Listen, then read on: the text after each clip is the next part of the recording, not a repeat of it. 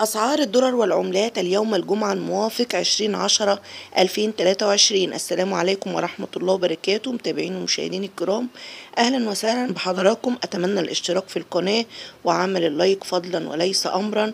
وإليكم الأسعار، حيث سجل الدولار الأمريكي شراء 42.30 قرش، بيع 43.50 قرش. يورو 43.20 قرش شراء، 44.70 قرش للبيع. جنيه استرليني 51.20 قرش شراء، 53.80 قرش للبيع. ريال سعودي 11 جنيه فاصلة 20 قرش شراء، 11 جنيه فاصلة 60 قرش للبيع.